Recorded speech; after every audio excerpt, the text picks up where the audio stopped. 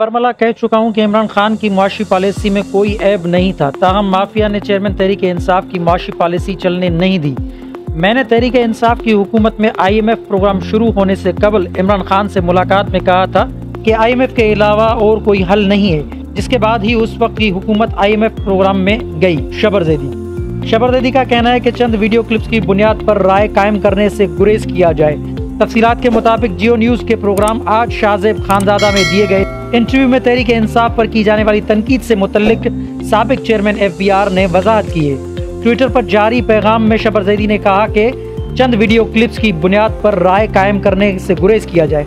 मेरा मुकम्मल इंटरव्यू देखा जाए। मैं यकीनी बनाऊंगा कि मेरे इंटरव्यू की गैर ज़रूरी एडिटिंग ना की जाए। मैं उस साल दिसंबर में ही मुमकिन डिफॉल्ट से मुतल्लिक खबरदार कर चुका था। वाज़ेह है कि PTI दौरे हुकूमत के साबिक चेयरमैन FBR शबर जैदी ने जियो न्यूज़ के प्रोग्राम में गुफ्तगू करते हुए कहा कि मैंने गलती से मुल्तान में एक बड़े जमींदार को नोटिस दे दिया। मेरे दफ्तर में शाह महमूद कुरैशी की क़यादत में नसरुल्लाह दरशेख समेत 40 MNAs आए। कहने लगे कि हम जनूबी पंजाब के MNAs हैं, हमारे बगैर हुकूमत नहीं चल सकती।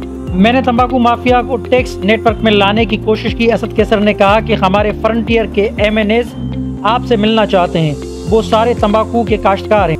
कबायली इलाकों में स्टील रीरूलिंग मुलजिम पर हाथ डाला तो फाटा। सेनेटर्स ने चेयरमैन PTI को कहा कि उन्हें रोकें। खैबर पख्तूनख्वा के अरकान असेंबली ने कहा कि आप हमारे इलाके में नहीं आ सकते। साबिक चेयरमैन FBR शबर जैदी ने कहा कि अगर PTI हुकूमत चलती रहती तो मुल्क मुआशी तौर पर तबाह हो जाता, तो हुकूमती मुद्दत खत्म होने तक मुल्क मुआशी तौर पर तबाह हो जाता।